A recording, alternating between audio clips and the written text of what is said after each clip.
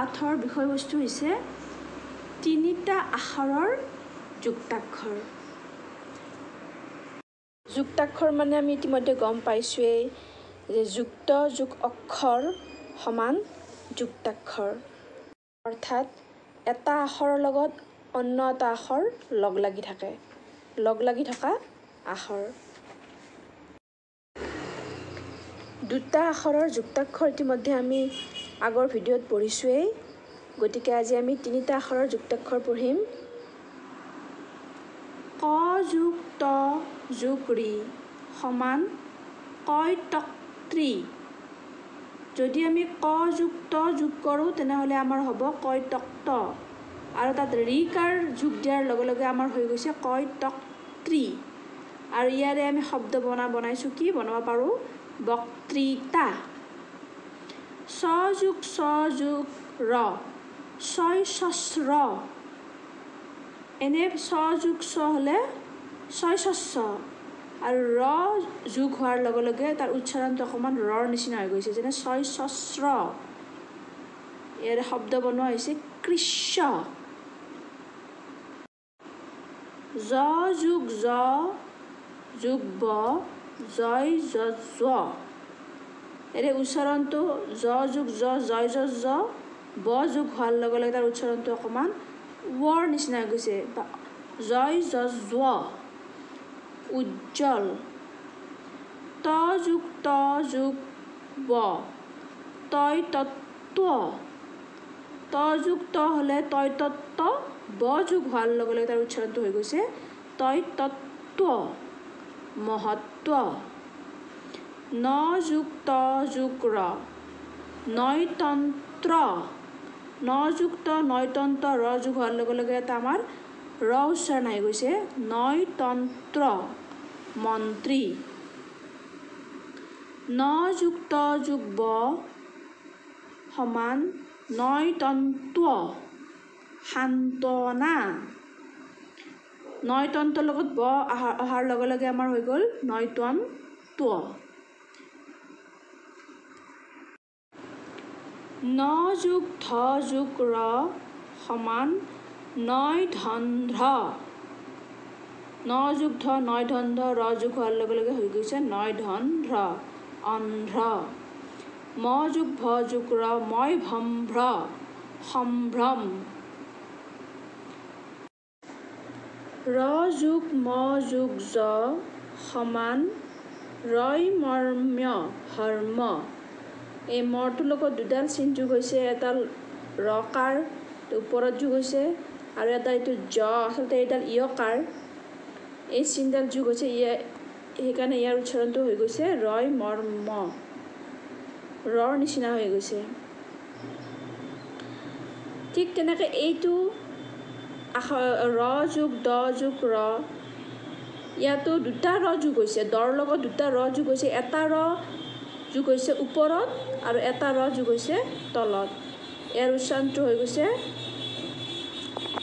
মান ৰয় দৰ দ আদ্ৰ। মূৰ্ধন্য ষ যোগ মূৰ্ধন্য ত যোগ ৰ হয় তস্ত্ৰ ৰাষ্ট্ৰ। স যোগ ত যোগ ৰ তিনিটা লগ লাগিছে হয় তস্ত্ৰ হৈছে। ঠিক তেনেকৈ মূৰ্ধন্য স যোগ প যোগ ৰ সমান হয় পস্প্ৰ। এনে মূৰ্ধন্য স যোগ প হ'লে হয় পস্প হ'ল হয়, আৰু ইয়াতে ৰ যোগ হোৱাৰ লগে লগে ইয়াৰ ৰৰ উচ্চাৰণ আহিছে, যেনে হয় পস্প্ৰ নিষ্প্ৰয়োজন। ত যোগ ম যোগ অন্ত্যেষ্ঠ য় তয়মত্ম্য মাহাত্ম্য।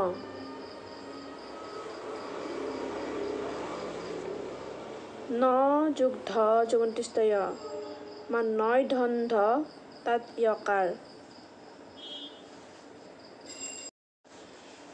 ন যোগ ধ লগ লাগিলে হ'ল হয় আমাৰ নয়ধন্ধ্ৰ, আৰু য়কাৰ লগ হোৱাৰ লগে লগে তাৰ উচ্চাৰণটো হৈ গ'ল নয়ধন্ধ্য। ইয়াৰ উচ্চাৰণত বিশেষ এটা পাৰ্থক্য নাহে, যদিও এটা অ উচ্চাৰণ ভালকৈ আহে। সান্ধ্য। ন যোগ দ যোগ ৰ সমান নয়দন্দ্ৰ। চন্দ্ৰ। ইয়াতে এটা নতুন যুক্তাক্ষৰ দেখিবলৈ পোৱা গৈছে যে চ যোগ চ যোগ ব সমান ছয় ছ স্ব। মানে এনে ছ যোগ ছ ছয় ছ ছ তে ব যোগ হোৱাৰ লগে লগে কি হৈ গৈছে ছয় ছ স্ব। এটা ৱ উচ্চাৰণ আহি গৈছে উচ্ছাস। ন যোগ ত যোগ উ নয় তন্তু জন্তু। নয় তন্তৰ লগত উ যোগ হৈ গ'ল নয় তন্তু জন্তু। মূৰ্ধন্য স যোগ ক যোগ ৰি সমান হয় কস্কৃ নিষ্কৃতি। ক যোগ ৰ যোগ উ কয় ৰক্ৰু ক্ৰুদ্ধ। যুক্তাক্ষৰৰ উচ্চাৰণবিলাক কেনেদৰে কৰে ভালদৰে মন দি গ'লে হ'ল। আচলতে উচ্চাৰণৰ ওপৰতে হয়। ব যোগ ৰ যোগ হস্ৰ উ সমান বয় ৰব্ৰু ডিব্ৰুগড়। মই একে একে উচ্চাৰণৰ যুক্তাক্ষৰবোৰ মাজে মাজে কৈ গৈ আছোঁ। আমি আকৌ এটা পাইছোঁ স যোগ ক যোগ ৰি সমান হয় কস্কৃ সংস্কৃতি। ইয়াৰ আগতে আমি পাইছিলোঁ মূৰ্ধন্য স যোগ ক যোগ ৰি আৰু ইয়াৰ উচ্চাৰণো সেই একে হয় কস্কৃ।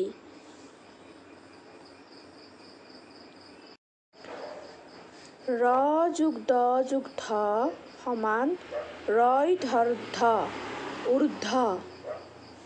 ইয়াৰ উচ্চাৰণ ৰ উচ্চাৰণটো আগতে আহি যাব। লগে লগে যদি আমি আৰু এটি যুক্তাক্ষৰ পঢ়ি লওঁ আমাৰ সুবিধা হ'ব। সেইটো হৈছে য়কাৰৰ লগত আকাৰ যোগ। ন যোগ অন্ত্যেষ্ঠ য় যোগ আ সমান নিয়া।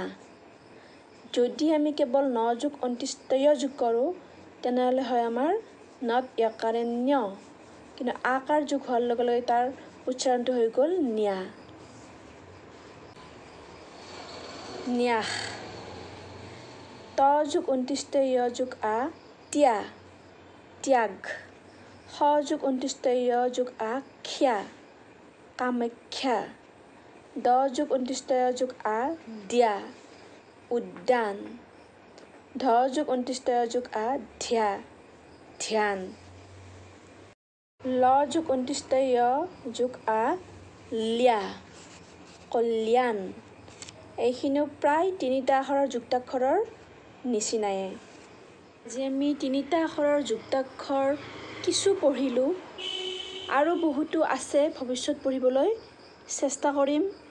ইয়াৰ লগতে কেতিয়াবা চাৰিটা আখৰৰ যুক্তাক্ষৰ দেখা যায় আমি জানিবলৈ চেষ্টা কৰিম।